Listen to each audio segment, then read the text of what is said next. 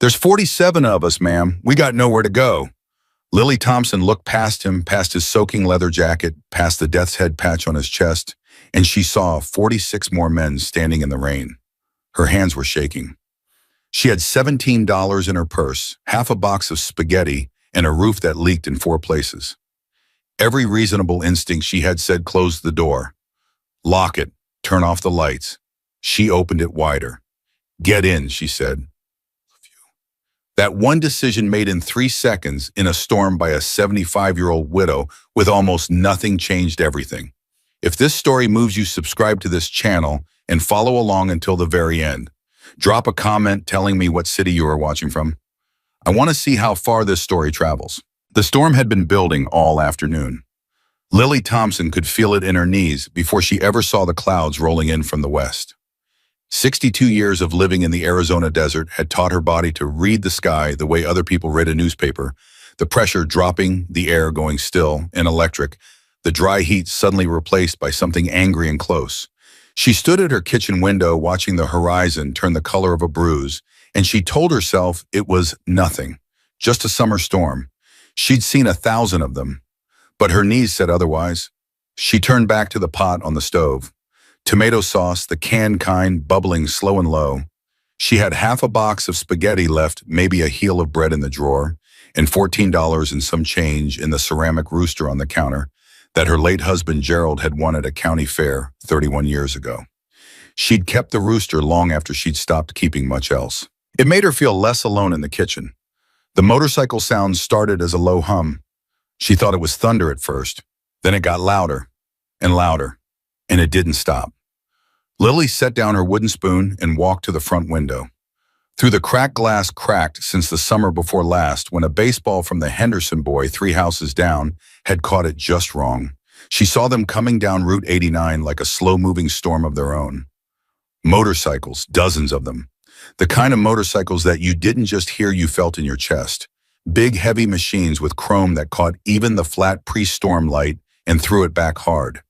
She knew what they were before she saw the patches on their jackets. Everyone in Williams, Arizona knew what those patches meant. She stepped back from the window. Her heart was doing something she didn't entirely appreciate, something fast and fluttery that her doctor had told her to avoid. She pressed her hand flat against her chest and breathed through her nose the way she'd been taught. In, out, in, out. The motorcycles slowed. They pulled off the highway one by one and came to a stop right there in front of her house. Right there on the gravel patch that used to be a lawn before Gerald died, and she stopped watering things. She counted. She couldn't help it. 34, 39, 43, 47, 47 motorcycles. 47 men in leather jackets with the Hells Angels' death's head on their backs, sitting in her front yard in the gathering dark as the first fat drops of rain began to fall. For a moment, nobody moved. Then someone knocked on her door. Lily stood in her kitchen and didn't move for a full 10 seconds. The knock came again, not aggressive, not pounding, just a knock. The kind of knock a person makes when they're not sure they're welcome. She noticed that. She noticed it the way she noticed everything. The way a woman living alone for a decade learns to notice things because noticing things is what keeps you safe. She walked to the door. She didn't know why. She would think about that later, lying awake, listening to the rain, trying to understand the exact mechanics of the decision she made. But in the moment, she simply walked to the door and she opened it. The man standing on her porch was enormous. 6'3" at least, shoulders like a door frame, arms that looked like they'd been assembled from spare parts of something larger. His beard was soaked, plastered to his jaw in dark ropes. His jacket was black leather, and across the chest above the Hells Angels patch was a name tag that said Vincent in capital letters pressed into the leather like a brand. He was holding his helmet in both hands like an offering. "Ma'am," he said, "I'm real sorry to bother you." Lily looked at him. She looked past him at the 46 other men standing in her yard, rain coming down harder now, soaking through leather and denim and the kind of clothes that weren't designed to be rained on. "The storm knocked out the bridge on 89, Vincent said. "The one over Sycamore Creek. The water came up fast. We can't get through, and we can't go back the way we came because the road's flooding from the south. We're stuck." He paused. He looked almost ashamed of this enormous man with arms like bridge cables. "We don't have anywhere to go," he said. "I saw your light on." Lily said, "How many of you are there?" 47, ma'am. She was quiet for a moment. The rain hit the porch roof above her, and the sound of it was steady and hard, the kind of rain that meant business. "You better come in," she said. Vincent blinked, just once, as if he hadn't been sure he'd heard her correctly. "Ma'am, we can stay on the porch. We don't need to." "You'll catch pneumonia on the porch," Lily said. "Come in." She stepped back and held the door open, and for a moment Vincent just stood there in the rain, looking at this 75-year-old woman with her white hair and her house coat, and her hand steady on the door, and something moved across his face that she couldn't quite name. "Yes, ma'am," he said. "Thank you." They came in, 47 Hells Angels soaking wet, smelling of rain and oil and road dust, filing through the front door of Lily Thompson's little house on the edge of Williams, Arizona. Some of them ducked their heads to fit under the doorframe. Some of them stopped in the entrance and looked around at the living room. The worn floral couch, the family photographs on the wall, the shelf with the ceramic figurines Gerald had given her for their anniversaries. And they got quiet in the particular way that men get quiet when they find themselves somewhere they didn't expect to be treated like people. They spread through the living room and into the hallway, and some of them sat on the floor because there weren't enough chairs, and they were careful about it, careful the way you are when you know you're a guest somewhere. A young one couldn't have been more than 25, sat down near the bookshelf and looked at the titles. "You like Westerns?" he asked, looking up at her. "My husband did," Lily said. "I kept them." "Oh," he nodded slowly. "I'm sorry." "Don't be," she said. "He had a good life." She went back to the kitchen. She stood at the stove and looked at the pot of sauce, half a box of spaghetti, maybe a heel of bread, $14 in the ceramic rooster, 47 people. She did the math. The math did not work. She started cooking anyway. She filled the big pot with water, the one Gerald had used for canning, the biggest pot she owned, and set it on the back burner. She opened every cabinet she had, 2 more cans of tomato paste, a can of diced tomatoes, an onion, some dried oregano and garlic powder, and a jar of beef bouillon cubes that was probably 2 years past its date, but she was not going to mention that. She browned everything together.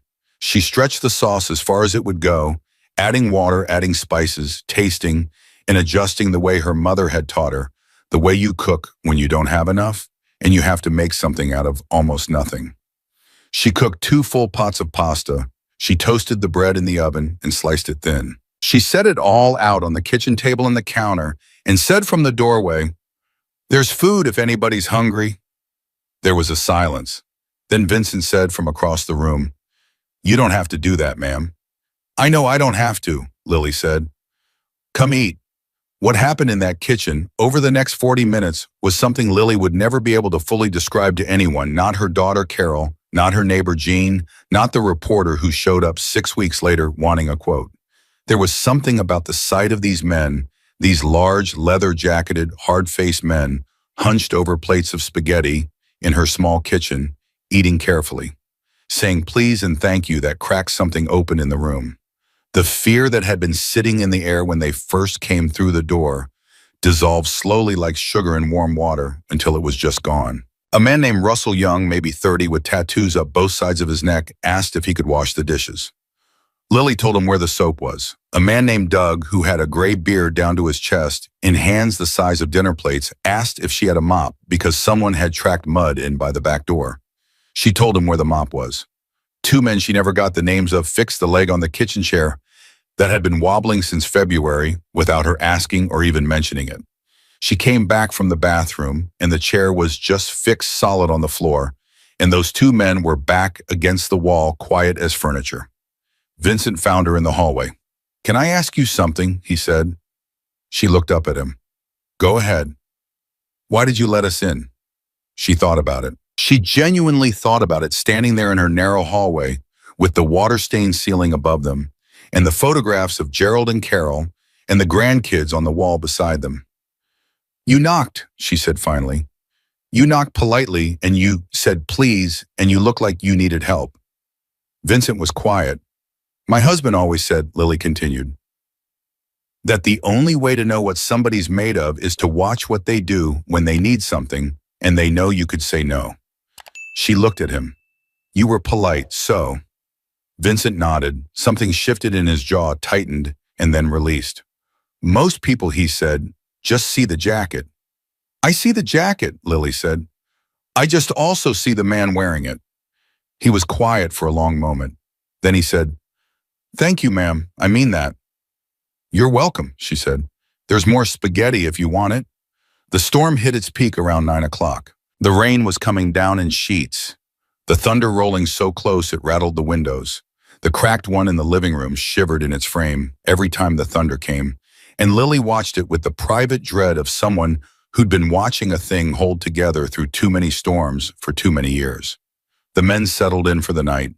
Some of them found spaces on the floor, rolled up their jackets for pillows. Some sat against the walls and talked low. A few of them actually fell asleep sitting up, which struck Lily as a kind of superpower she had never possessed and privately envied. Russell appeared at the kitchen door around 10. Can't sleep, he said. You mind if I sit in here? Suit yourself, Lily said. She was at the table with a cup of tea and she pushed the chair out across from her with her foot in a wordless invitation. He sat. For a while, neither of them said anything. The rain hit the window above the sink. The refrigerator hummed. How long you been out here alone? Russell asked. 10 years, Lily said. That's a long time. Some days longer than others. He looked at his hands. He had a ring on his right hand, thick silver, something engraved on it she couldn't quite read. I lost my dad 2 years ago, he said. He was alone at the end, too. I keep thinking. He stopped, started again. I keep thinking about whether he was scared. At the end, whether there was anybody there. Lily was quiet for a moment. Was there? Yeah, Russell's voice was rough. We made it in time, but just. Then he wasn't alone, Lily said. That's what matters. Russell looked at her. His eyes were red at the edges and he blinked hard once. You remind me of him, he said. The way you just opened the door. He was like that. Never turned anybody away. It gets you in trouble sometimes, Lily said. Yeah, Russell said. He almost smiled. Yeah, it does. And they sat there until nearly midnight, talking about nothing and everything about Gerald, about Russell's father, about the road, and what it felt like to be on it, about how Williams had changed since the highway got rerouted and took the tourists with it, about the Henderson boy and his baseball and the cracked window that had never gotten fixed. She told him about the leak in the roof over the back bedroom, the one she'd put a bucket under so long the bucket had become furniture. He listened the way her son used to listen, leaned forward. Elbows on the table, actually listening rather than waiting for his turn to talk. The whole roof, he said. The whole back section, she said. I got a quote 2 years ago. Man said $1,800. Russell was quiet. I've got a system, Lily said. I empty the bucket every time it rains. That's not a system, Russell said. That's survival. Well, she said. She wrapped both hands around her mug. Sometimes survival is enough. He looked at her for a long moment, and she could see him thinking, could see something assembling itself behind his eyes, but she didn't know what it was, and she didn't ask. She had learned not to chase other people's thoughts. Vincent came to find her just before 2 in the morning. The storm had eased to a steady drizzle, the worst of it passed. He stood in the kitchen doorway, and his expression was different than it had been earlier. Not soft exactly, but open the way a face gets when the guard has come down. We're going to start heading out at first light, he said. When the road clears. Lily nodded. I want you to know, Vincent said, what you did tonight. I made spaghetti, Lily said. You made more than spaghetti. She looked at him. You looked at 47 men that half the country crosses the street to a porta-voix. He said, and you opened your door and set plates on the table and asked if anyone wanted more bread. He paused. You have no idea how rare that is. Lily set down her mug. She looked at this enormous man with his waterlogged beard and his death's head jacket and his careful, serious eyes, and she felt something catch in her throat. Everybody needs to eat, she said. Everybody needs a dry place when it rains. Yes, ma'am, Vincent said. They do.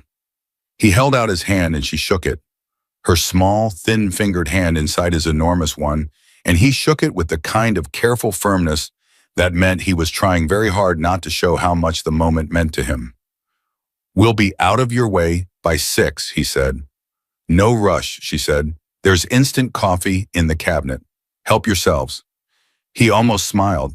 The almost smile changed his whole face, made him look younger and less like the thing people were afraid of, more like the thing he actually was. Thank you, he said, for everything. Get some sleep, Lily said. You look like you need it. He laughed, just once low and surprised as if he'd forgotten how. And then he went. Lily sat alone in the kitchen for a while after he left. She listened to the rain coming down soft now, almost gentle. The thunder moved east and taking its anger with it. She listened to the low voices of men sleeping in her living room and her hallway, the occasional shift and settle of bodies on her worn floors. Her house, which was usually so quiet it sometimes felt like it was holding its breath, was full of the sound of people. She sat with that for a long time. Then she got up, rinsed her mug, turned off the kitchen light, and went to bed. She would not be prepared for what came with the morning. She would not be prepared at all. Lily woke up at 5:43 in the morning the way she always did, not from an alarm, not from any sound in particular, but from the particular quality of light that came through her bedroom curtains just before dawn, pale and uncertain, like the day hadn't made up its mind yet. She lay there for a moment with her eyes open, staring at the ceiling, and then she remembered. She remembered all of them. She got up slowly, the way her body required her to get up these days, one joint at a time, and put on her housecoat and her slippers and walked out into the hallway. The house was already half empty. She could feel it before she saw it, the way a house feels different when the number of people in it has changed. 3 men were still asleep on the living room floor, jackets over their faces. 2 more sat on the porch steps, coffee cups in hand, talking low in the gray morning air. The rest of them were gone. She walked to the kitchen and found it clean. Not just rinsed, not just wiped, actually thoroughly, meticulously clean. The dishes were washed and stacked. The counters had been wiped down. Someone had swept the floor. The pot she'd used for the pasta was drying upside down on the dish rack, and next to it someone had left a folded piece of paper. She picked it up. It was a $100 bill. And underneath the 100 in handwriting that was careful and deliberate, like a man who didn't write often, but wanted to get it right for the food and the dry floor. Lily stood there in her clean kitchen in the gray morning light, holding that note and that $100 bill, and she pressed her lips together hard and told herself absolutely not. She was not going to cry over $100 in a piece of notebook paper. She cried anyway, just for a minute, just standing there alone. Then she folded the note carefully and put it in the pocket of her housecoat, set the 100 on top of the ceramic rooster, and put the kettle on. Vincent appeared in the kitchen doorway while the water was heating. He was dressed and alert, all 6'3" of him, and he was holding his helmet again the same way he'd been holding it the night before on her porch, like he needed something to do with his hands. We're heading out, he said. I heard you moving around, Lily said. There's instant coffee. I told you last night. I know, I had some. It was... He paused. It was fine. It was terrible, Lily said. Gerald always said I bought the wrong kind. I just never got around to changing. Something moved across Vincent's face. How long has he been gone? 10 years in November, he nodded. He stood there in the doorway and didn't leave, and she had the sense that he was working up to something, the way a person braces themselves before saying a thing they need to say. We looked around a little this morning, he said. Before it got light, I hope you don't mind. Lily turned from the kettle. Looked around at what? The house. His voice was careful. The roof over the back bedroom, the foundation on the east side, there's a crack running up from the ground that's got water damage behind it. The porch railing is rotted through in 2 places. The electrical panel in the utility room is, ma'am, that panel is old enough to be a fire hazard. Lily set her mug down. I know about the panel, she said. I've known about it for a while. You live alone, he said. It wasn't a question. It wasn't an accusation. It was just a fact stated plainly, and somehow that plainness made it worse than either. I manage, she said. Yes, ma'am, I can see that you do. He was quiet for a moment. Then, I'd like to come back and fix it. She looked at him. I've got guys, he said. Real guys. Russell does electrical. He's licensed. I know 2 carpenters and a roofer who owes me a favor since 2019. I could have a crew out here inside a week. Lily opened her mouth, closed it, opened it again. I can't afford I'm not talking about money, Vincent said. The kettle started to whistle and she turned around to deal with it because she needed a moment to deal with it. She needed a moment to get her face in order to put everything she was feeling somewhere that wasn't visible. You don't owe me anything, she said, her back to him. No, Vincent said. I don't, but I want to anyway. She poured her water. She stirred her terrible instant coffee. She stood there with her back to him for a few seconds longer than was strictly necessary. Then she turned around. Let me think about it, she said. He nodded. He reached into his jacket and pulled out a card. Not a business card, just a white card with a phone number handwritten on it in the same deliberate writing as the note. He set it on the counter next to the ceramic rooster. You call me, he said, whenever you're ready. No pressure, no timeline. You mean that every word? She picked up the card. She looked at it. Just a name, Vincent, and a number. No last name, no title, no explanation of who he was or what he was offering or why. She looked up at him. Why, she said, not suspiciously, genuinely. He looked at her for a long moment. Because my mother died alone, he said. In a house with a leaky roof and a panel the fire department later said should have been replaced in 1998. And none of us knew because she didn't want to be a burden. He stopped. His jaw worked. I don't want that to happen to somebody else. The kitchen was very quiet. I'm sorry, Lily said. Yeah, he said. Me too. He picked up his helmet. You take care of yourself, Mrs. Thompson. Lily, she said. He almost smiled again. That same almost smile that changed his whole face. Lily, he said. He said it like it meant something. Then he walked out. She heard him cross the living room, heard him say something low to the men who were still there, heard the shuffle and stir of them getting up. She heard her front door open and close, and then there was the deep rolling thunder of 47 motorcycle engines turning over one after another, and she stood in her kitchen with both hands wrapped around her terrible coffee, and she listened to them go. The sound faded. The road went quiet. Her house went back to its usual silence. She put the card from Vincent in the drawer, where she kept the important things, the insurance papers, the copy of Gerald's will, the photograph of her and Carol from Carol's college graduation that Carol didn't know she still had. She put it in there and she closed the drawer, and she told herself she probably wouldn't call. She was wrong about that, but she didn't know it yet. What happened next didn't come from Lily at all. It came from Russell. Russell had taken 3 photographs on his phone the morning before they left, not of Lily, not of the living room or the kitchen or anything personal. Just the house, the east wall with the foundation crack, the back roof section with the missing shingles you could see from the yard, the porch railing, the rotted section sagging under its own weight. He had taken them quietly before the sun was fully up, and he had sent them to Vincent without a word. Vincent had looked at those photographs for a long time. Then he had made some calls. Lily knew none of this. Lily spent the next 4 days the way she spent most days, slowly, carefully alone. She watered her garden. She went to the Safeway 3 miles down the road and bought groceries, and she used $40 of the 100 Vincent had left, which felt like an enormous extravagance. And she bought chicken and real coffee and a good onion, and she did not feel guilty about it, not even a little. She repaired a section of fencing in the backyard that the storm had knocked down. She emptied the bucket in the back bedroom, which had collected a good 3 inches during the storm. She called her daughter Carol on Tuesday and did not mention any of it, the bikers, the $100, the note, the card in the drawer, because she knew exactly what Carol would say, and she didn't have the energy for that conversation. How are you doing, Mom? Fine, sweetheart. Just fine. You sound tired. I'm always tired. I'm 75.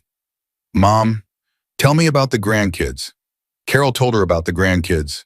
Lily listened. She asked the right questions. She made the right sounds. And she hung up the phone and sat very still for a moment, because the truth was she wasn't fine. She was something else, something she didn't have a clean word for. Unsettled, turned around like a compass that had been near a magnet and was still finding north again. She kept thinking about what Vincent had said about his mother. She kept thinking about the bucket in the back bedroom. On Thursday evening, she went to the drawer and she got the card out, and she stood in the kitchen for a very long time. She turned the card over in her fingers. She set it on the counter. She picked it up again. She went to the phone. She stood there. She put it down and went to bed. On Friday morning, she called. It rang twice, 3 times. She was composing herself to leave a message, the words assembling themselves in her head when he picked up. "Vincent." "It's Lily Thompson," she said, "from Williams." There was a half-second of silence. Then, "Yes, ma'am, I know who it is. I've been thinking about what you said.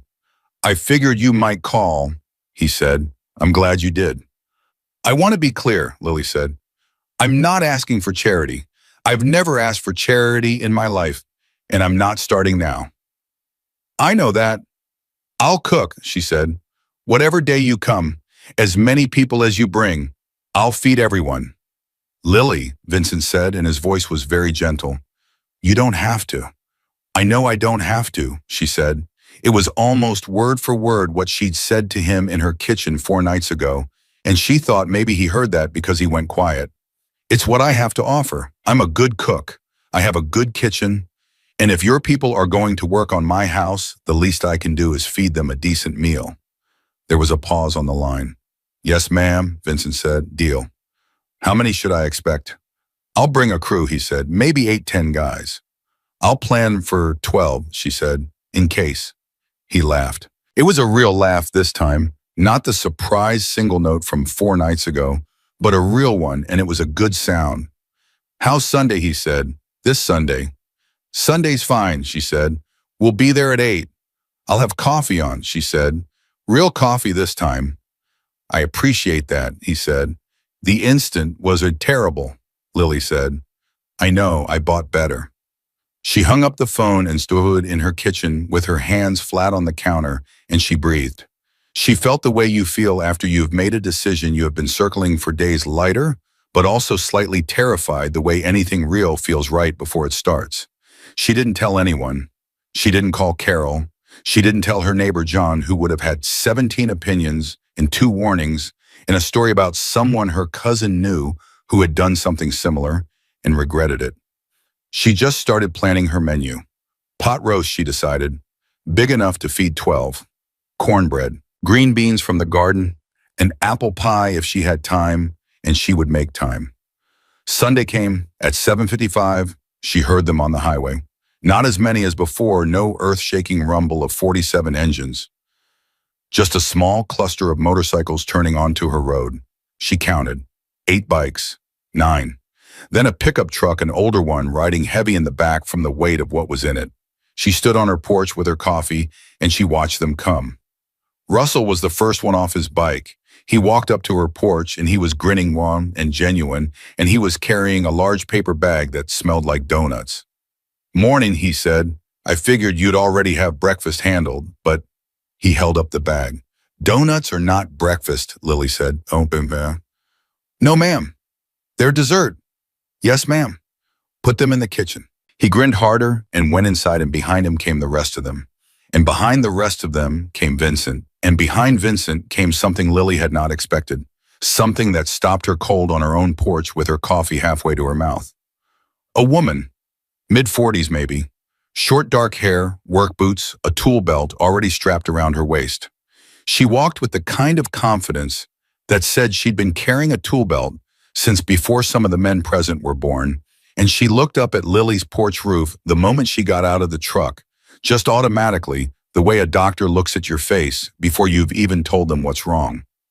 "Mrs. Thompson." She held out her hand. Her grip was firm and dry. "I'm Patricia. Everyone calls me Pat. I'm the roofer Vincent mentioned." "He said you owed him a favor," Lily said. Pat laughed. "He said that, huh?" She glanced back at Vincent, who was currently pretending not to hear them.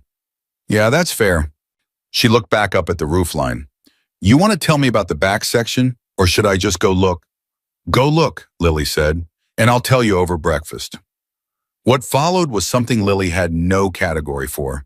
These men and Pat worked with a focus and efficiency that reminded her of nothing so much as the ER, the one time she'd had to go. Everyone knowing their role, no wasted motion, no asking what needed to be done next. Russell had the electrical panel open within 20 minutes. A man named Doug, the one with the gray beard from the night of the storm, was on his back under the east side of the house, looking at the foundation before the coffee had finished brewing. Two younger men had the porch railing off and the rotted sections piled in the yard before she'd even finished setting the breakfast table. She fed them. She fed them eggs and bacon and biscuits she'd made from scratch, and they ate the way people eat when they've been working since before sunrise with gratitude and real hunger. Elbows on the table, complimenting everything, asking for seconds and thirds, and she kept the coffee coming and she listened to them talk. This was how she learned things, not by asking, but by listening. She learned that Russell had been doing electrical work for 12 years, that he'd gotten his license after he'd come back from overseas and needed something to keep his hands busy. She learned that Doug had a daughter in Flagstaff he'd been trying to reconcile with for 3 years, and that it was finally slowly starting to work. She learned that Pat had built her own house at 32, and that Vincent had helped her pour the foundation in the middle of a February that she said was the coldest she'd ever felt in her life. She learned without anyone telling her directly that these people had a history together that went deeper than just the patches on their jackets. They had funerals they'd attended together, and hospital waiting rooms they'd sat in together, and roads they'd ridden together through the dark, and that kind of shared history made people something that was harder to name than family but wasn't really different from it. At 11:45, Pat came in from outside and sat down at the kitchen table with the expression of a person about to deliver news they have complicated feelings about. "Okay," she said, "I need to tell you something." Lily sat down across from her. "The back section is worse than it looks," Pat said. "I mean, the roofing part, I can fix that. New shingles, reseal the flashing, probably a day's work.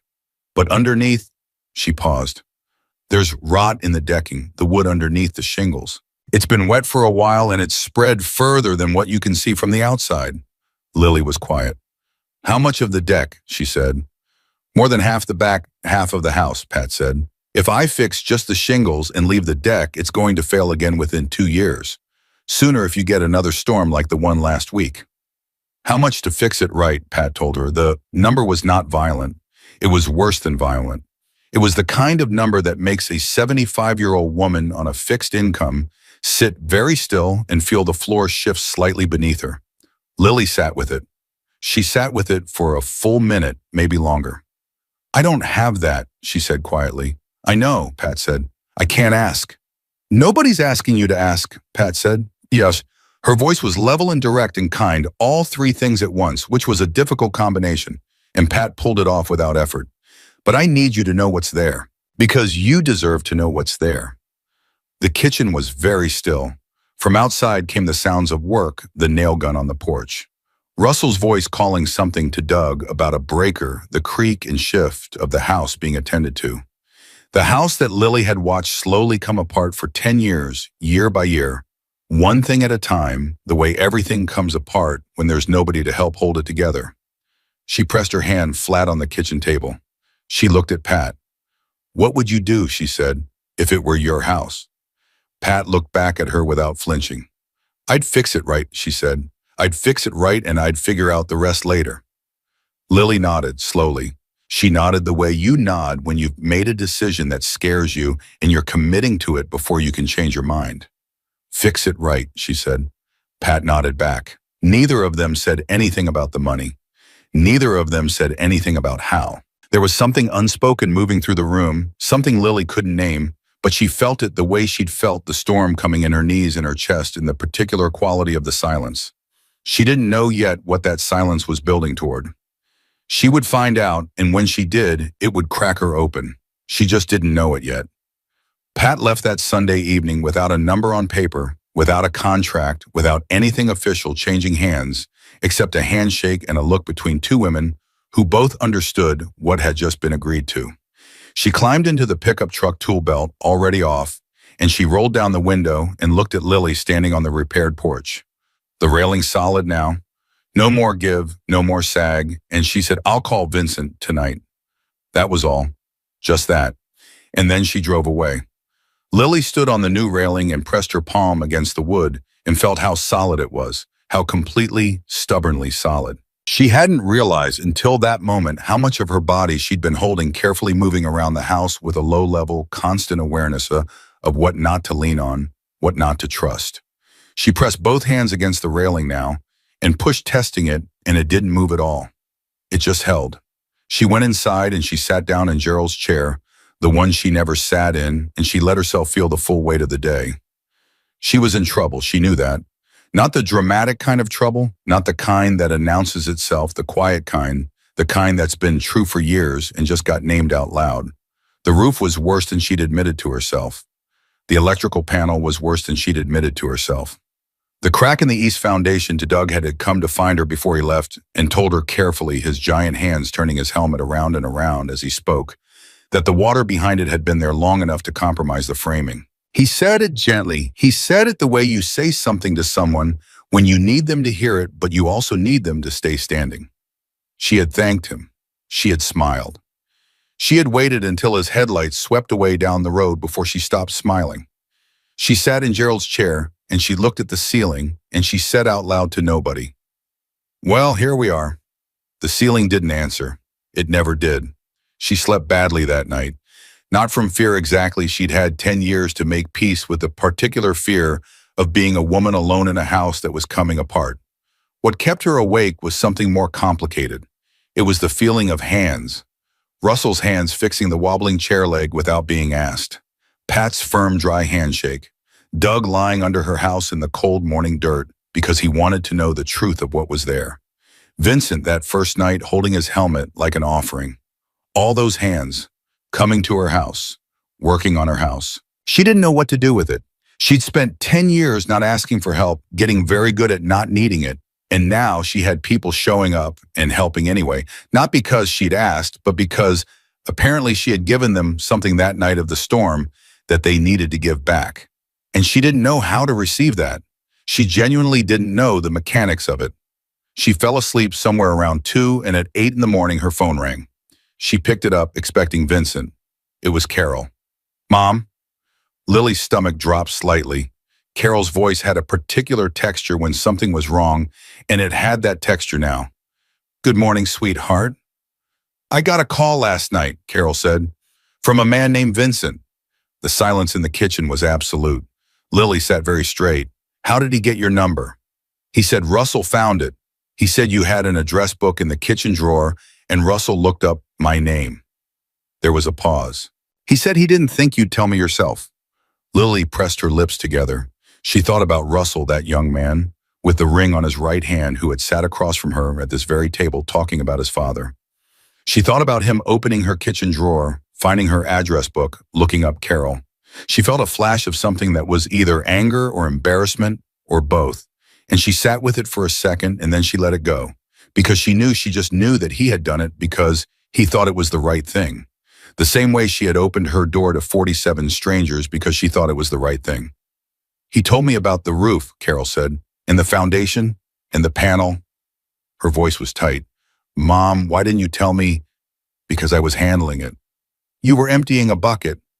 "Carol." Mom, I'm serious." And she was. Carol at 48 had her father's stubbornness and her mother's practicality, and when she combined them, she was formidable. "How long has the bucket been in the back bedroom?" Lily said nothing. "How long, Mom?" "A while," Lily said. "How long is a while?" "Since the summer before last." The silence on Carol's end was the particular silence of a person counting to 10. "I'm coming out," Carol said. "You don't need to do that." "I'm coming out this weekend." "Carol, it's a 6-hour drive." "I know how far it is, Mom. I've made that drive before." Her voice cracked just slightly, just at the edge. "Why didn't you tell me it was this bad?" And here was the answer Lily had never said out loud, not to anyone. She sat in her kitchen with the phone against her ear, and she looked at the ceramic rooster, and she said, "Because you would have wanted to fix it, and I didn't want you to feel like you had to." The silence was different this time. Softer. "Mom," Carol said, and now she sounded like a daughter rather than a prosecutor, and that was worse, actually, because Lily could handle the prosecutor. "That's my job. That's literally my job. You're my mother." "You have your own life," Lily said. "Your own house, your own kids." "And you're their grandmother," Carol said. "And you matter. And you should have—" She stopped, started again. "I'm coming Friday," she said. "I'm staying the weekend." Lily was quiet for a moment. "Bring the grandkids," she said finally. "Both of them." Both of them. It's been too long. She heard Carol breathe out, long and slow, the way you breathe when the thing you've been afraid of has finally been said, and you're still standing. Okay, Carol said. Okay, both of them. A pause. Are these people, are they going to be okay to work on the house? They've already started, Lily said. And they're good people, Carol. They're Hell's Angels, Mom. I know what they are, Lily said. I'm also telling you what they are. Both things are true at the same time. Another silence. Friday, Carol said. I'll make pot roast, Lily said. She hung up the phone and sat with the quiet for a moment. She felt exposed the way you feel when someone has seen something you've been keeping covered. Not violated, just exposed. Like a wound that needs air, and you've been keeping bandaged. She thought about Russell looking up Carol's number. She thought about being angry about it and decided against it the same way she'd decided against a lot of things in 10 years of living alone, by asking herself whether the anger was going to help anything, and when the answer was no, setting it down. What she felt instead, sitting there in the morning quiet, was something closer to relief, a kind of exhausted, reluctant, long overdue relief. She poured her coffee, the good coffee, the kind she'd bought with the $40 from Vincent's 100, and she started making a grocery list for Friday. Vincent called at noon. I talked to some people, he said, no preamble, no warm-up, just that. I heard you talk to my daughter first, Lily said, a pause. I figured you might be upset about that. I'm not, she said, and she meant it. I understand why you did it. She deserved to know, Vincent said. Whatever else she deserved to know. I agree, Lily said. Now tell me who else you talked to. He told her. He'd made calls for 3 days. Quietly, methodically, the way she suspected Vincent did most things, without announcement, without drama, but with an absolute focus that didn't stop until the thing was done. He'd called members in Phoenix and Flagstaff and Tucson. He'd explained what needed to be done on the house. He'd asked who had skills. He'd asked who had materials. He'd asked who had time. The response had been, his word, overwhelming. How many people? Lily said. I don't have a final count, he said. Approximately. He paused. A lot more than 12. She held the phone and looked at the wall. Vincent, I know. This is too much. Lily, he said, and his voice was steady and certain. You fed 47 people with half a box of pasta, and you didn't say a word about what it cost you. You let strangers into your house in the middle of a storm without knowing a single thing about them, except that they knocked politely and said please. You live alone in a house that's been coming apart for years, and you never asked anybody for a thing. He stopped. This is not too much. This is barely enough. She was quiet. Let people help you, he said. Just this once. Let people help. She closed her eyes. She pressed the phone against her ear, and she heard behind his voice the distant sound of engines not close. Just the general highway sound, the world continuing its motion, all those people going all those places for all those reasons. Saturday, she finally said. Can you do Saturday? Saturday, he said. What do I need to do to prepare? Nothing, he said. Cook if you want to, other than that, nothing. How early will people start arriving? Sunrise, he said. I'll have coffee on at 5:30, she said. She heard the warmth in his silence. Yes, ma'am, he said. She spent the days between the call and Saturday in the particular focused calm that descended on her when she had decided to do something, and the only thing left was to do it. She cleaned the house from top to bottom, not for the bikers who didn't care, but because it was what you did when people were coming. It was how you respected them and yourself. She made a list of everything she knew was wrong with the house, and she gave it to Pat when Pat came by Thursday afternoon to measure the roof decking, and Pat read it without expression and folded it and put it in her pocket. Good list, Pat said. Gerald always said I was thorough, Lily said. He was right. Carol arrived Friday evening with both grandkids, Maya, 14, who had her grandmother's eyes and her grandfather's stubborn chin, and Sam, 11, who had recently decided that he was too old to hug people, and then immediately hugged Lily so hard she had to grab the doorframe. I missed you, he said, muffled into her shoulder. I missed you too, sweetheart, she said. More than you know. Carol stood in the doorway behind them, and she and Lily looked at each other over Sam's head, and a lot of things moved between them in that look that neither of them was ready to say out loud yet. Carol looked older. Or maybe Lily just looked at her more carefully than usual. There were lines around Carol's eyes that hadn't been there the last visit, or maybe they had been and Lily just hadn't let herself see them the same way Carol hadn't been letting herself see the bucket in the back bedroom. "Hi, Mom," Carol said. "Hi, baby," Lily said. Carol's jaw tightened and her eyes went bright, and she looked up at the porch ceiling and blinked hard. "New railing," she said, running her hand along it. "Some people fixed it." "Some people," Carol said. "Come inside," Lily said. "The pot roast needs another 20 minutes. They ate dinner and the grandkids talked enough for everyone, which was exactly how Lily liked it. Maya had opinions about everything and wasn't shy about them. Sam ate 3 helpings and asked if there were Hell's Angels coming tomorrow, the way another child might have asked if there was going to be a birthday clown, with that same bright, uncomplicated excitement. And Carol gave him a look, and he said, "What? It's cool." And Lily laughed, really laughed, the full kind, the kind she hadn't had cause for in a while. And even Carol smiled helplessly, the way mothers smile when they can't quite maintain the disapproval. After the kids were in bed, Carol and Lily sat at the kitchen table with wine. Carol had brought a bottle, a good one, and Lily didn't tell her she'd had to dig for the wine glasses because she hadn't used them since the previous Christmas. They sat and they were quiet for a while, the comfortable quiet of 2 people who have known each other long enough to not need to fill the silence. "I should have been coming more," Carol said. "You have a life," Lily said. "Stop saying that like it's a reason." Carol turned her wine glass around. "You're my mother. Coming to see you isn't a favor. It should just be what I do." She paused. "Dad would have—" "Your father," Lily said gently, "is not here. And I mean that in the kindest way possible. We don't get to make our decisions based on what someone who's gone would have thought." Carol looked up. "You make your decisions based on what you need to live with," Lily said. "That's all any of us can do." Carol was quiet for a long moment. "Are you okay?" she said. "Chilly okay. Not the phone okay." Lily thought about it honestly. She thought about the bucket. She thought about the foundation crack, the electrical panel, the decade of managing alone, and the strange relief of finally having it seen. She thought about Vincent's card in the drawer, and Russell's face across the kitchen table, and Pat's handshake, and 47 motorcycles in her yard in the rain. "I am," she said. "I actually am." She meant it. She was surprised to mean it, but she did. Saturday arrived the way important days arrive, quietly without announcement, the sky still dark when Lily got up at 5, the coffee already gurgling, when Carol appeared in the kitchen doorway, looking like she hadn't slept much either. "I heard engines," Carol said. "They said sunrise," Lily said. "Mom, it's 5:40. "Some people start early." Carol moved to the window above the sink. She looked out. She was still for a moment. "Mom," she said, slowly.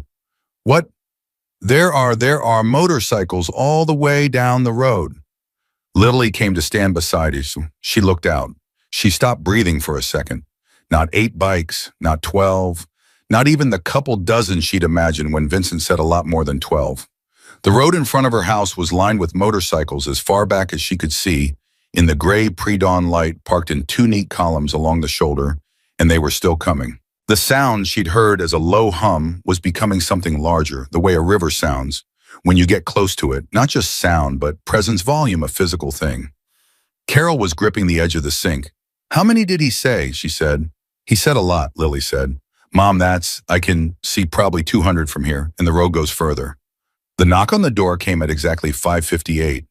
Vincent, he looked the same as he had the first night, enormous, careful, holding his helmet. Except this time he was smiling.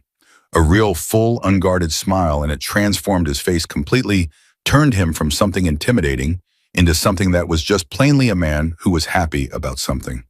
"Good morning," he said.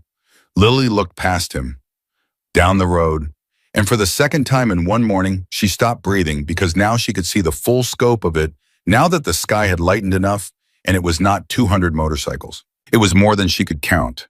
They stretched down the road and around the bend, and she could hear more still coming the rumble building from the distance. Men and women in leather jackets standing beside their bikes, talking, waiting. Trucks pulled over on the shoulder, loaded with lumber and roofing materials and equipment whose purpose she couldn't immediately identify. A flatbed with a generator. A trailer with scaffolding. 3 pickup trucks with extended beds full of what looked like new windows still in their packaging. She pressed her hand over her mouth. She felt Carol step up behind her. "Lily," Vincent said, and his voice was gentle now. All 6'3" of him made gentle by the expression on his face. "I want to introduce you to some people." He turned, he gestured, and from the crowd moving toward her porch came figures she recognized, Russell grinning his wide grin, a toolbox in each hand. Pat already in her work boots and tool belt, looking at the roofline with professional focus. Doug, his gray beard tucked into his jacket, raising one dinner plate hand in greeting. And behind them dozens more, hundreds more. "They all came because of what you did," Vincent said. "Every single one of them." Lily could not speak. "You fed strangers," he said. "You gave them a dry floor and a hot meal, and you looked at them like they were worth looking at. And people heard about that." He paused. People needed to hear about that. Carol touched her mother's arm, her daughter's hand familiar and warm. "Mom," Carol said very quietly. Lily lowered her hand from her mouth. She looked at Vincent. She looked at all of them, all those people, all those bikes, all that lumber and equipment and purposeful human energy, organized around the project of her house, her life, the roof over her head that she had been keeping held together with a bucket and stubbornness for 2 years. She made herself stand straight. "Coffee's on," she said. Her voice was steady. She was proud of that. "And I'm going to need someone to tell me how many people I'm feeding today, because I need to go to the store." Russell burst out laughing. And then somehow everyone was laughing, that ripple of laughter moving through the crowd the way wind moves through a field, and Lily stood on her repaired porch in the gray Saturday morning and felt the laughter wash over her, and she let it. She let it happen. Then she went inside to count her eggs. The store run took 40 minutes and cost more than Lily had spent on groceries in a single trip in years. She didn't do it alone. Russell drove her his big pickup truck, and he pushed the cart while she pointed, and he didn't say a word about the total when it came up on the register, except to reach past her and hand the cashier his card before she could get to her purse. "Don't," Lily said. "Already done," Russell said. "Russell, you can fight me about it later," he said. "Right now, we've got about 240 people who haven't eaten breakfast, and I promise you that's a more urgent problem." She looked at him. He looked back at her, completely unapologetic, and she recognized the expression she'd worn it herself many times when she'd done something for someone who didn't want her to, and she knew she was right anyway. "Fine," she said, "but I'm paying you back." "Yes, ma'am," he said in the tone of a man who had no intention of letting that happen. By the time they got back, her house had become the center of something she didn't have a word for. The road was full, the yard was full, the controlled, purposeful energy she'd seen at 5:58 in the morning had organized itself into something that worked like a machine, multiple crews moving in different directions, each with a clear task. Nobody colliding, nobody standing around. Pat had the roof crew moving. Doug had a foundation team working the east wall with equipment she didn't recognize. A man whose name she later learned was Carter was coordinating the window installation, and he had a clipboard and a voice that carried clean across a crowd, and he was using both. Sam was in the middle of all of it. Carol saw him first and made a sound that was half alarm and half exasperation. "Sam! Samuel!" She was moving toward him before she finished his name. He was standing next to 2 men with an enormous circular saw, watching them cut lumber with the focused attention of a person witnessing something that they intend to do themselves one day. "Mom, I'm watching," Sam said. "I'm not touching anything." One of the men with the saw looked up at Carol. "He's been asking good questions," the man said. "He can stay on this side of the line and watch if it's okay with you." Carol looked at the man. She looked at her son. She did the calculation that parents do 100 times a day, the risk versus wonder calculation, and she came out somewhere in the middle. "On that side of the line," she said, "both feet." "Both feet," Sam agreed and turned back to the saw with the expression of someone who has just won a significant negotiation. Maya, who was 14 and considered herself above construction equipment, had found Pat. She was following Pat around the roof crew with her phone out asking questions, and Pat was answering them the way Pat did everything directly without talking down the same way she'd talk to any adult who asked her something real. Lily watched this from the kitchen window while she organized the food, and she felt something warm and complicated move through her chest watching her granddaughter learn something from a woman who built things with her hands. She fed people in shifts. There was no other way to do it. The kitchen table seated 6. The living room could hold another 12 if people were willing to eat standing, which they were, and she ran 2 pots of scrambled eggs and 3 dozen biscuits through before 9 in the morning. People came in, ate, said thank you, went back out. Nobody helped themselves to anything they hadn't been offered. Nobody went into rooms they hadn't been invited into. Her house full of strangers for the second time in 2 weeks held its particular careful quiet indoors, even as the outside of it roared with activity. Around 9:15, a man came to the kitchen door she hadn't seen before. Older 70 maybe, with white hair and a neatly trimmed beard and a Hell's Angels patch on his chest like all the others, but something different in his bearing, some extra weight of authority or age or both. He knocked on the door frame, even though the door was open. "Mrs. Thompson," he said, "my name is Harold. I don't want to interrupt your cooking." "You're not interrupting," she said. "You want eggs?" "I had some, thank you." He came into the kitchen slowly with the careful movement of a man whose knees had given him decades of trouble. He sat down at the table without being invited, which she noticed. But he sat down the way older people sit, like the decision to stand had become increasingly optional. "Vincent asked me to come today," Harold said. "Are you his—" She searched for the word. "I've been around a long time," Harold said, which was not exactly an answer, but was its own kind of answer. "I wanted to talk to you about something, if you'll let me." She turned from the stove. She looked at him. "Go ahead." "The house," he said. "What's being done outside today, that's 1 day of work. Pat's going to need to come back. Doug's foundation work is going to need follow-up. The windows being installed today are good windows donated by a supply company in Phoenix that owes Vincent a professional courtesy." He paused. "What I want to talk about is the long term." Lily sat down across from him. She folded her hands on the table. She gave him her full attention. "You're 75, Harold said. "You're alone. This house it was a good house. It can be a good house again, but it needs more than one Saturday." "I'm aware of that," she said. "There's a nonprofit," Harold said, "out of Phoenix. They work specifically with elderly homeowners on fixed incomes. Structural repairs, weatherproofing, electrical plumbing. They have a volunteer network and they have relationships with suppliers. They can put a maintenance schedule on this house that means it gets looked at twice a year, not once a decade." Lily was quiet. "I sit on their board," Harold said simply. "I'd like to refer your case to them, with your permission." The kitchen was still. From outside came the rhythmic knock of a nail gun and someone calling instructions, and the general organized noise of hundreds of people doing useful things. From inside, there was just Harold's calm face and the coffee maker and the questions sitting on the table between them. "Why do you sit on their board?" Lily said. That's not the obvious thing. For someone in your—" she gestured a small gesture that meant all of it. The patch, the jacket, the history she could only imagine. Harold smiled. It was a slow smile, the kind that has seen enough of the world to be gentle with it. "I'm 71 years old, he said. "I've been writing since I was 19.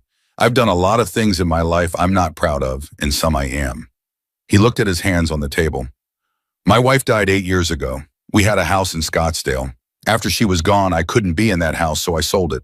And I thought about all the people who can't just sell it, who don't have that option, who are just stuck, holding on." He looked up. "I had money I didn't need. I knew people who knew how to build things. It seemed like the obvious next step." Lily looked at this man for a long moment. "How many people has it helped?" she said. 47 houses, he said. Then he smiled slightly, and she heard the number. 47, the same as the bikers. "That was not intentional," he said. "I just counted recently. But I noticed it too." She felt something shift inside her. Not a dramatic shift, not a breaking open shift, just a small, quiet realignment, the way a compass finally settles on north after being near a magnet. "Yes," she said, "refer my case." Harold nodded. He reached into his jacket and produced a card, a real business card, the kind with an organization name and a logo, and set it on the table beside the ceramic rooster. "Someone will call you Monday," he said. "A woman named Teresa. She's the program director. She's very organized and slightly terrifying. I like terrifying, Lily said. Harold stood up slowly, his knees announcing their opinion. One more thing, he said. She waited. Vincent told me how this started, Harold said. About the storm, the 47 people, the spaghetti. He looked at her steadily. I want you to know that that story has gone, it has traveled, Mrs. Thompson. Further than you know, further than Williams, Arizona. He paused. People needed that story. People needed to hear about a woman who opened her door because someone knocked politely and said, please. You'd be surprised how rare that is, how much it means when somebody does it. She was quiet. You didn't just feed people dinner, Harold said. You reminded people what they were. And that's not a small thing. That's not a spaghetti thing. That's something else entirely. He left before she could answer. She sat at the table with her hands flat on the surface, and she stared at the ceramic rooster, and she breathed through her nose, in and out, the way her doctor had told her, the way you do when your heart is doing something fast and you need it to stop. Outside, the nail gun knocked. Someone laughed. Sam asked a question about circular saws in a voice she could hear even through the window. She got up and went back to the stove. By noon, the back roof was stripped. She didn't go out and look at it directly. She could hear it, the sounds of decking, coming off the calls between Pat and her crew, the controlled demolition of the part of her house she'd been protecting with a bucket for 2 years. There was something visceral about the sound, something that felt like watching a wound get properly cleaned for the first time, necessary and sharp and right. Carol found her at noon standing at the kitchen window with a dish towel in her hands, not washing anything, just standing. You okay? Carol said. Yes, Lily said. Mom, you're standing in the kitchen not doing anything. That doesn't happen. Lily set the dish towel down. I'm listening, she said. Carol stood beside her and they both looked out the window at the activity in the yard, at the various crews moving with their purposeful energy, at Sam, who had migrated from the lumber crew to the window installation team and was now being shown how to use a level by a patient man with a gray ponytail. He's going to try to become a contractor, Carol said. There are worse things to be, Lily said. A silence. I've been thinking about something, Carol said. She was choosing her words carefully. Lily could feel the carefulness the way you feel someone's hand on your arm before they say the hard thing. I want to talk to you about the house. I'm listening, Lily said again. Not just the repairs. Carol turned to look at her. After, when everything's fixed. I want to talk about whether you want to keep living out here alone. There it was, the thing Lily had known was coming, the thing she'd been pre-defending against since Carol said she was driving out. She felt herself stiffen slightly, her spine going straight and certain the way it did when something she cared about was being approached too directly. I'm not leaving my house, she said. I'm not asking you to leave it, Carol said quickly. I'm asking him if this is what you want, actually want, not what you're holding on to because you held on to it through the hard years. Those are different things, Mom. Lily was quiet. Because I talked to Doug this morning, Carol continued, about the foundation. And he was very gentle about it. But Mom, it's not just the water damage. The whole east side is shifting. Very slowly, but it's shifting. Pat said the roof decking is worse than she originally estimated. The panel. I know about the panel, Lily said. Russell said it's a miracle it hasn't. Carol. Her voice was quiet, but it stopped Carol mid-sentence. I know what the house is. I know every single thing that's wrong with it. I have known for years. She paused. I choose to be here. I choose this house, not because I'm stubborn, although I am stubborn, but because this is where Gerald and I built our life. This is where I know the sound of every wind and every creek. This is where my vegetable garden is and where my grandchildren visit and where I know myself. Do you understand that? Carol's eyes were bright. Yes, she said. I understand that. Good, Lily said, because I'm not leaving, but I will let them fix it, and I will let Harold's people check on it, and I will call Vincent when things go wrong instead of putting a bucket down and considering the matter handled. She looked at her daughter. That's what I can offer you. That's my compromise. Carol was quiet for a long moment. Then she reached out and took her mother's hand, and she held it the way you hold something you almost lost, careful and certain and with full attention. Okay, she said. Okay, Mom. They stood at the window together, holding hands, watching the controlled, beautiful chaos happening to the house outside. At 2 in the afternoon, something happened that Lily did not expect and was not prepared for. It started with a van. A news van from the Flagstaff affiliate turned slowly onto a road and stopped at the edge of the crowd of motorcycles. A young woman got out with a camera operator behind her, and she looked around at what was happening with an expression that was equal parts professional assessment and naked human amazement. Vincent appeared at Lily's kitchen door at 2:07. "There's press at the end of the road," he said. "I can see that," Lily said. "I can send someone to ask them to leave." "Do they have a right to be there?" "It's a public road, Stun." "Then don't send anyone," she said. "They're not hurting anything." Vincent studied her. "You sure? Because if this gets on the news..." "If this gets on the news," Lily said, "maybe it does what Harold said. Maybe it travels further." She looked at him. "Maybe somebody else opens their door to someone who knocked politely. Maybe somebody else lets themselves be helped when they need it." She shrugged a small, deliberate shrug. "I can think of worse things to be on the news for." Vincent looked at her for a long moment. Then he shook his head slowly, the way people shake their heads when they've been surprised by something and they're not trying to hide it. "You know what I keep thinking," he said. "I keep thinking about what would have happened if you just not answered the door that night." "I answered it," Lily said, "but what if you hadn't?" She thought about it honestly. She thought about 47 men in the rain with nowhere to go. She thought about Harold and his 47 houses.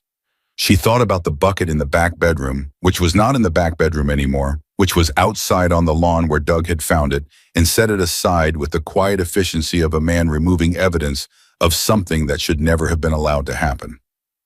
"I've never been good at not answering," she said. "It's a character flaw." "No," Vincent said, "it's not."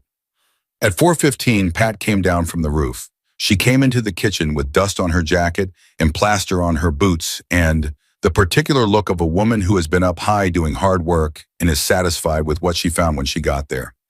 She sat down at the kitchen table and she accepted the glass of water Lily gave her, and she drank half of it before she said anything. "New decking is going up," she said. "Full back, half of the house.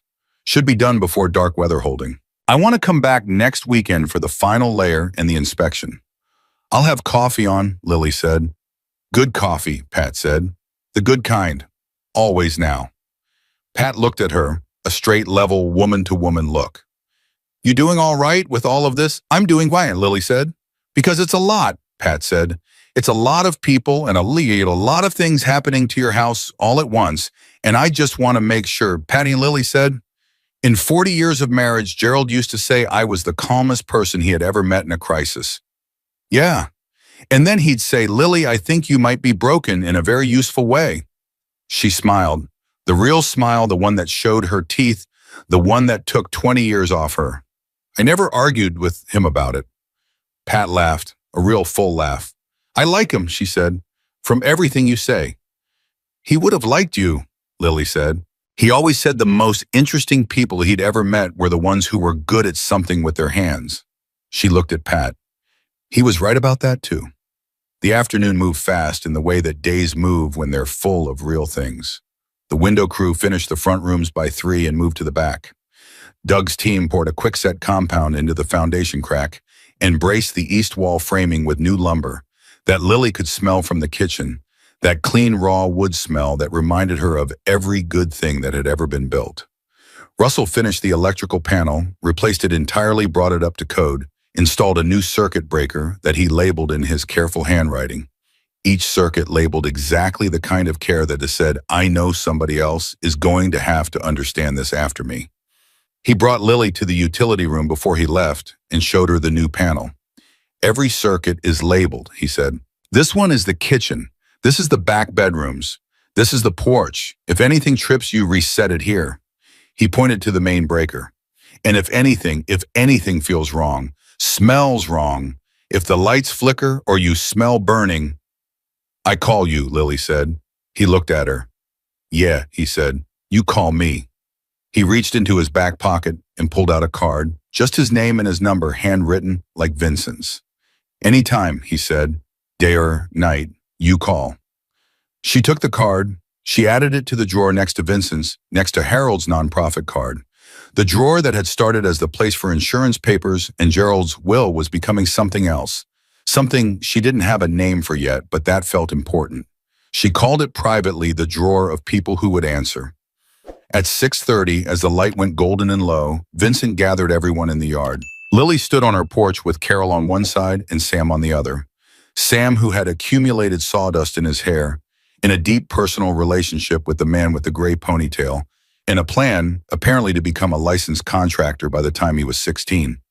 She looked out at all of them, all those people who had come because of a knock on a door and a pot of spaghetti and a yes. Vincent turned to look at her from the middle of the crowd. "We'll be back next weekend," he said. "Pat's got the roof to finish. Doug wants to check the foundation settlement. There's some interior work on the back bedroom we didn't get to." "I'll have food," Lily said. "Lily," he said, "you don't have to." "I know," she said. "I want to." The crowd was looking at her, all those faces turned toward her waiting. She felt the weight of it, not a heavy weight, but a real one, the kind that means something is being asked of you that you actually have the capacity to give. "Thank you," she said. Her voice was clear, and she kept it that way deliberately. "I don't have words for this. I've been trying to find them all day, and I don't have them." She paused. "Gerald used to say that actions were just words your body says when your mouth can't do it. I think what happened today said something I couldn't have said in a year of trying." The yard was completely quiet. Even the wind seemed to hold. "You made this house livable again," she said. "But that's not the thing. The thing is," she stopped. She pressed her hand to her chest for a second. "The thing is, I thought I was alone. I thought this was just me holding this together by myself because that's what there was. And today," she stopped again. "Today I found out that's not what there was. Today I found out there was this the whole time and I just didn't know to ask." Nobody moved. "So," she said, "thank you for coming, for the roof and the windows and the panel and the railing and all of it. But mostly," her voice went rough at the edge, and she let it be rough. She was done being smooth about things. "Mostly thank you for showing up." The silence held for one more beat. Then someone started clapping. Then someone else. And then all of them, almost 200 and however many of them, standing in her yard in the golden late afternoon light clapping. Not a polite clapping, not the kind you give at the end of a speech, the real kind, the kind that has feeling behind it. Carol put her arm around Lily's shoulders. Sam pressed his dusty head against her arm. Lily stood on her repaired porch in front of her repaired house, and she let herself be seen. She didn't look away. She didn't deflect or diminish or make a joke. She just stood there straight and present, and she let it land, all of it, the clapping and the faces and the golden light and the new wood smell of everything that had been fixed. She let it land, and she felt it. And for the first time in 10 years, standing on that porch, she did not feel alone. The news van footage aired Sunday morning. Lily didn't watch it herself. She didn't find out until Carol called from the kitchen where she'd been making coffee and said, "Mom, come here." Her voice had the texture of someone who has just seen something they weren't prepared for, and Lily came and Carol turned the small kitchen television toward her, and there it was. Her house, her yard, her porch. The reporter standing at the edge of the road with 200 motorcycles behind her saying into the camera that what had started as a storm and a pot of spaghetti had become something that the town of Williams, Arizona was still trying to find words for. They had interviewed Vincent. He stood straight, his hands at his sides, and he said 4 sentences. He said a woman named Lily Thompson had opened her door to strangers because they needed help. He said that was the whole story. He said the rest of it, the roof, the windows, the 200 people, was just what happens when somebody does the right thing and other people find out about it. He said he didn't think it was remarkable. He said he thought it should be ordinary. Then the camera cut back to the reporter, and the reporter said that the video of 200 motorcycles parked outside a 75-year-old widow's house had been posted on social media by someone in the crowd and had, in the 12 hours since Saturday evening, been viewed 4.7 million times. Lily sat down at the kitchen table. 4.7 million, she said. "And that was last night," Carol said. "It's probably more by now." Lily looked at the ceramic rooster. The ceramic rooster looked back at her, uninformative as always. "Gerald," she said to nobody in particular, "you would not believe this." Her phone started ringing at 8:45. She didn't recognize the number Arizona area code, but not a number she knew, and she let it go to voicemail. Then it rang again. Different number. Then again. She stood in her kitchen and watched her phone ring 3 times in 4 minutes, and she felt something between amusement and alarm, a feeling she was starting to associate specifically with the events of the past 2 weeks. Carol picked up the 4th call. "This is Carol Thompson speaking," she said in her daughter-of-a-lawyer voice that she'd inherited from absolutely nobody, but had developed entirely on her own. She listened for a moment. "I see. Can you hold one moment?" She covered the phone with her hand. "It's a producer from a morning show, national." Lily looked at her. "They want to fly you to New York," Carol said. "No," Lily said. "Mom, no," she said again calmly and completely. "I'm not going on television. I fed people dinner. I am not going on television about feeding people dinner." Carol relayed this. The producer apparently had a response. Carol listened, her expression going from professional to something more complicated.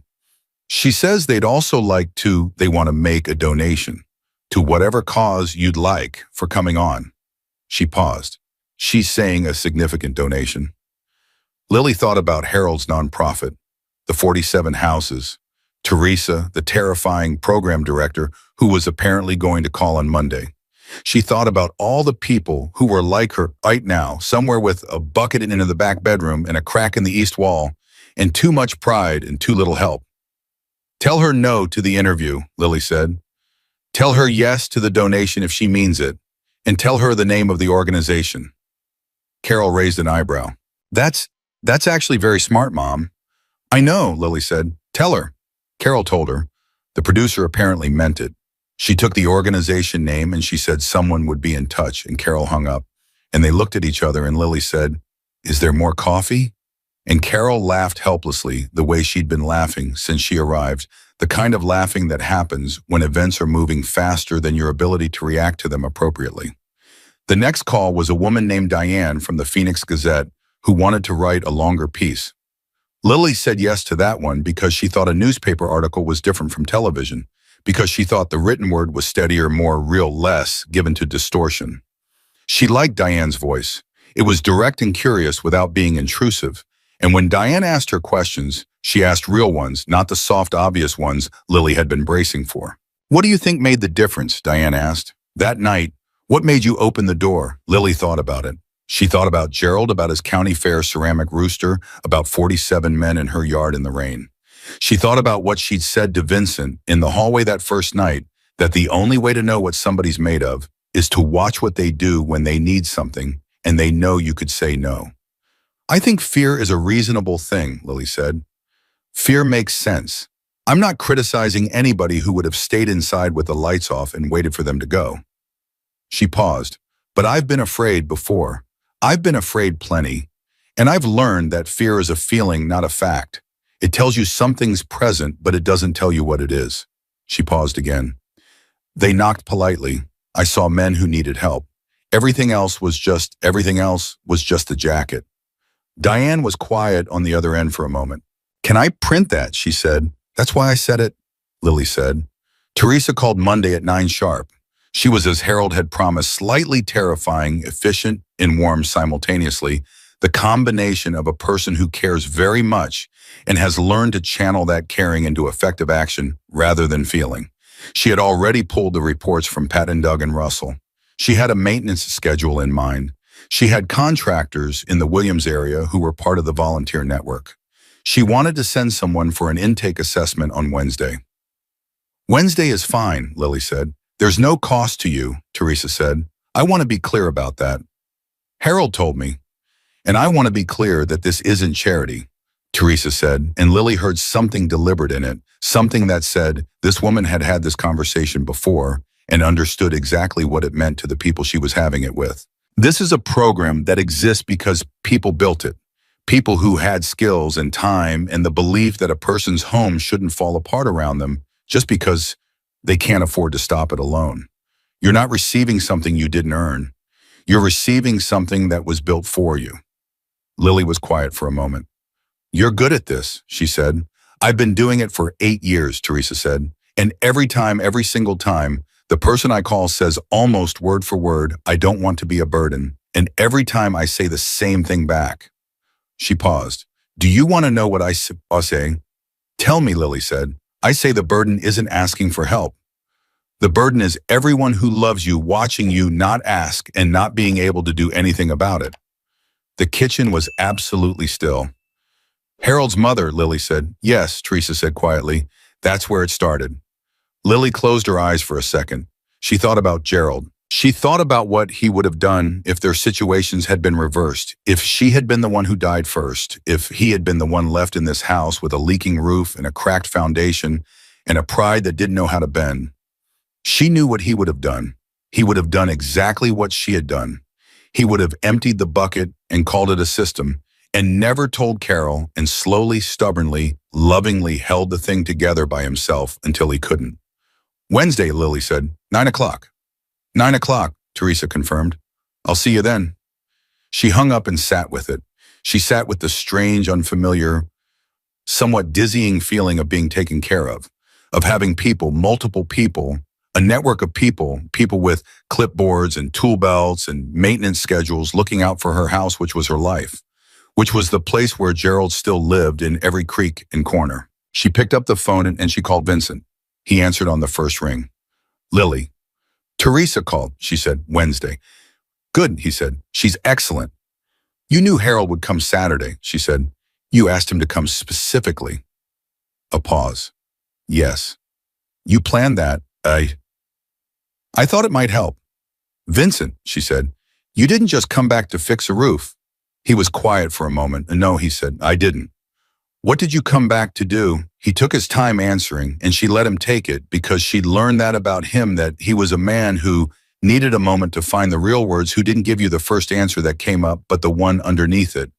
I came back, he said, because you reminded me of something I'd forgotten.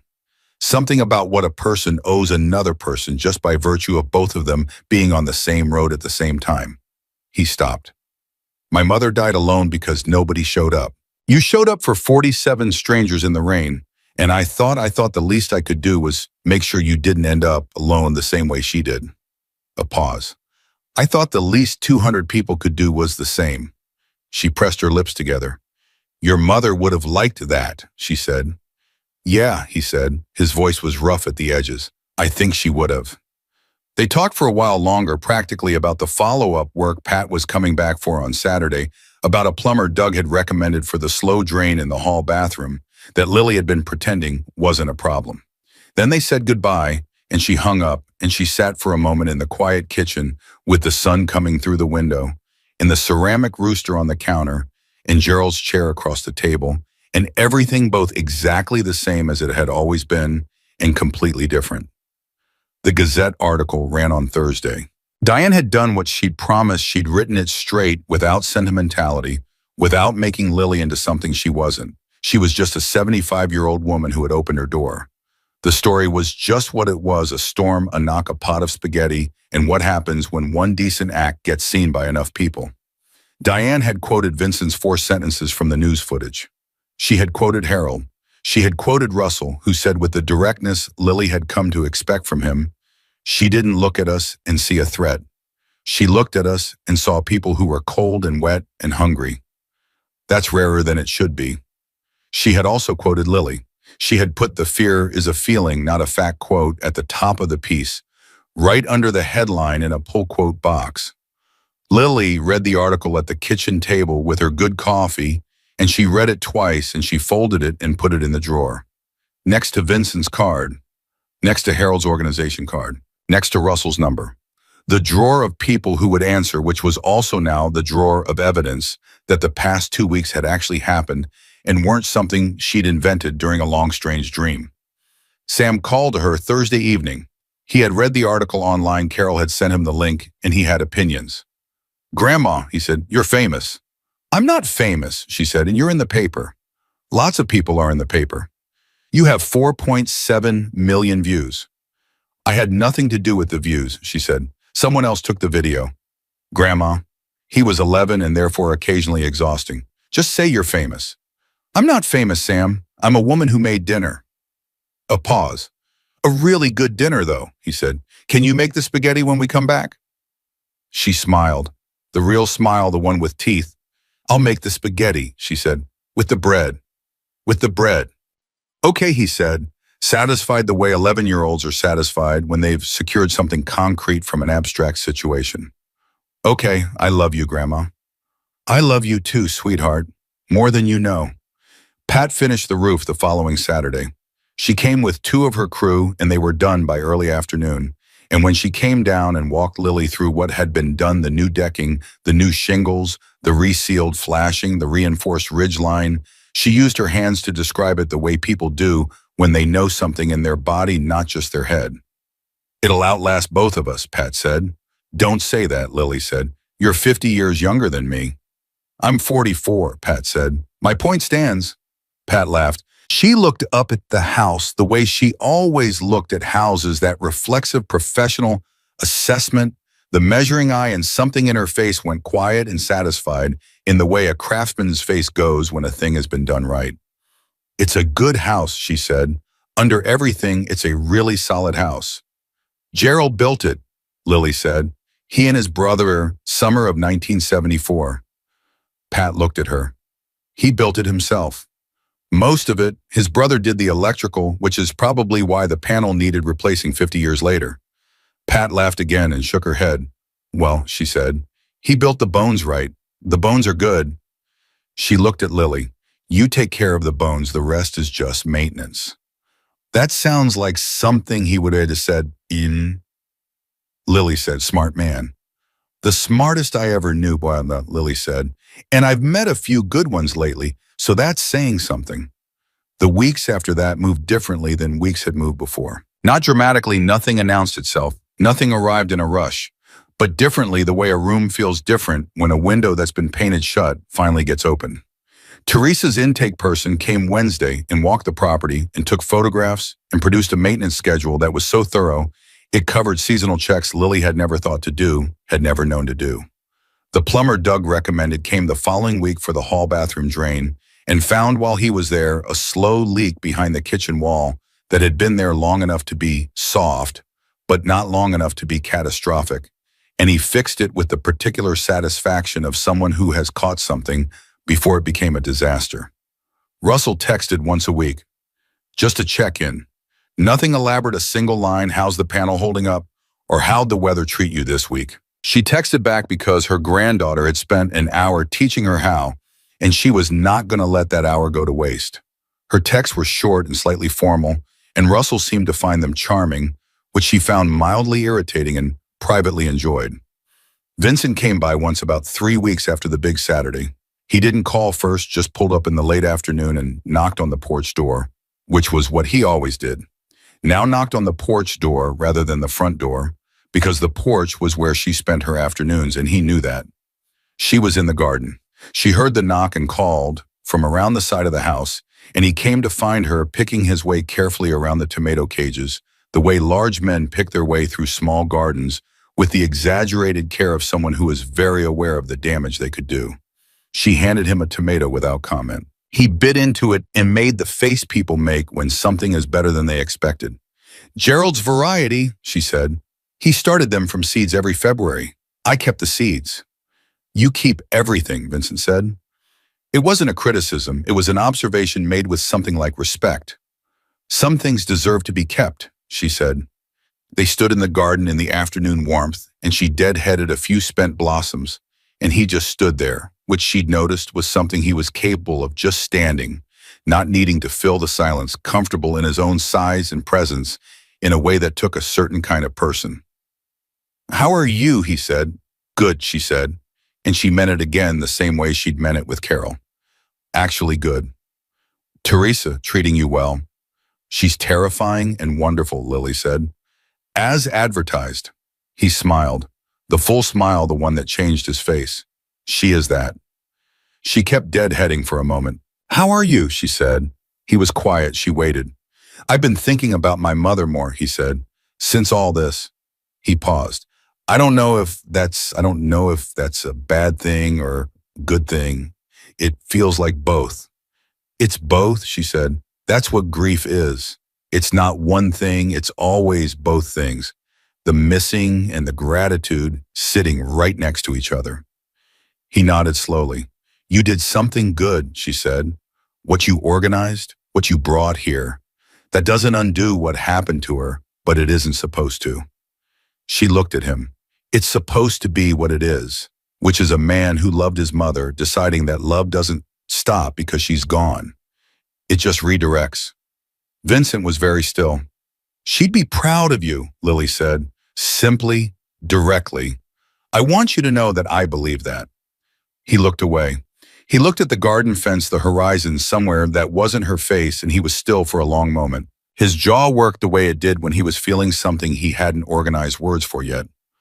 Thank you, he said. His voice was rough and low. That means thank you. She handed him another tomato. He took it.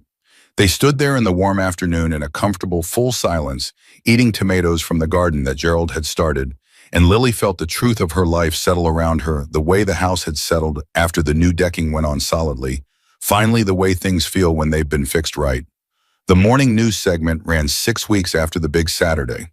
Not the one Lily had refused, not New York, not a studio with stage lights and a host who had never been to Williams, Arizona, and never would.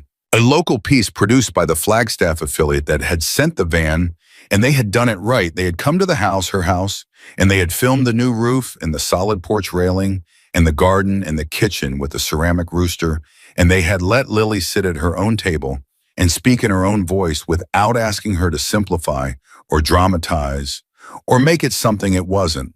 They asked her what she'd want people to take from the story. She thought about it. She thought about everything, the storm, the knock, the spaghetti, the night in the kitchen with Russell, talking about his father Vincent's face when she told him she saw the man, and not just the jacket, Carol's hand holding hers at the porch window, Sam's sawdust hair pressed against her arm, Pat saying the bones are good, the drawer full of cards from people who would answer.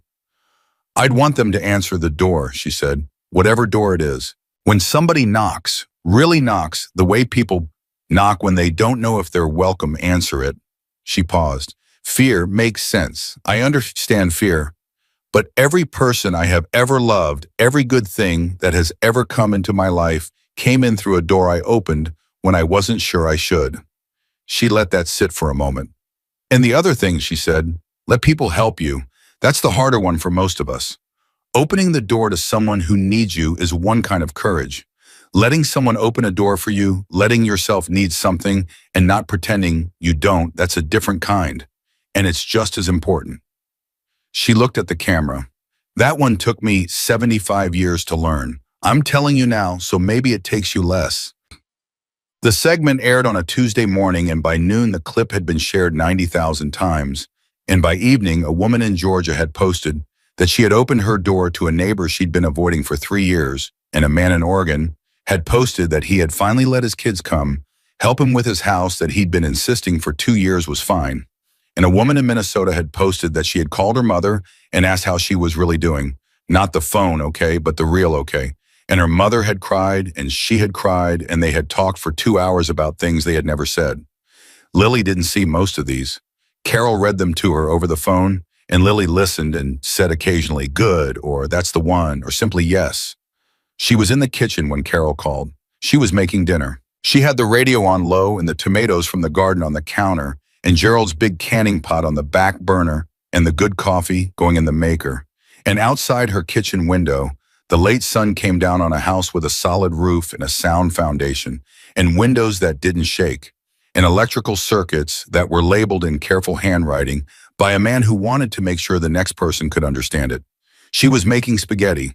She made it the same way she always had, the same sauce, the same oregano and garlic powder, the same low, slow simmer that needed patience, the same tasting and adjusting, making something good out of what was there. She stirred the pot, and she listened to Carol's voice on the phone reading her the things people were saying, and she looked at the ceramic rooster on the counter, though, one Gerald had won at the county fair 31 years ago, and she said to it quietly, just in her own kitchen, to the ceramic face that had watched her through 10 years of alone.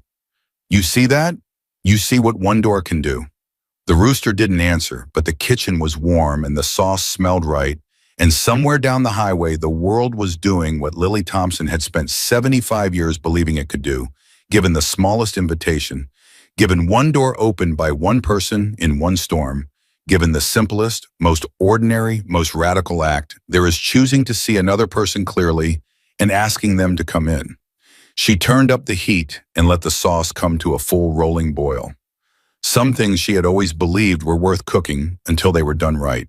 She had never been more certain of anything in her life.